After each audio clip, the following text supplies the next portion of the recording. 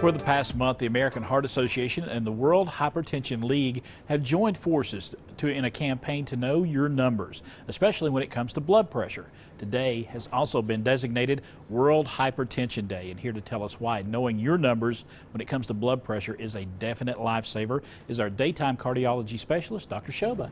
I haven't talked to you in a long time, but this is a very important topic we're talking about today. That's right. Blood pressure is a very important topic to talk about. You've had a fun show today so far, talking about beer and talking about storytelling and the fun zucchini stuff, right. And now you're talking about mundane blood pressure. But it's important. You know important. what? This could be a lifesaver. Just a few tips today. All right. Let's talk about blood pressure. That number, where should it be for the average male and female? An easy number to remember is around 120 on the top number and Right. 80 on the bottom number. Right. You want to try and keep it around that or lower than that if possible. When blood pressure rises above 140 over 90, that is considered high blood pressure. And so but your blood pressure, even above 120 to 140 on the top number, can start causing problems, cholesterol buildup, and so you have to try and keep the numbers closer to 120 over 80. If you're older, 60 to 80 years old, you may not start on blood pressure medications unless it's 150 over 90. Right. But lifestyle changes need to start right from the get-go. And if your pressure is creeping above 120 on the top number, lifestyle changes need to start now. And let's talk about some of those factors that create high blood pressure. Right.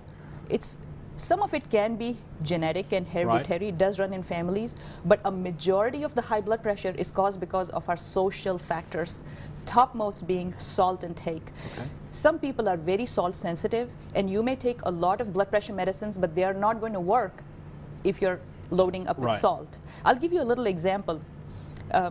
There's this gentleman that came into the emergency room a couple of days ago. His blood pressure was like 170 over 90. He had been taking all his blood pressure medicines, but they were not working right for him. Go back a little bit on his history.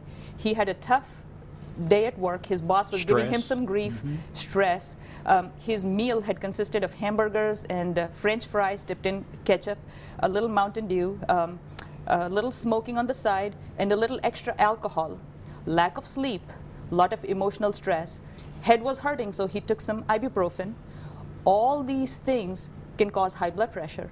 And he landed in the emergency room because he was having shortness of breath, chest pain, palpitations, not because of a blocked artery or because of his heart attack or anything like that. It was just high blood pressure that was causing all these symptoms. And all of it was because of his lifestyle.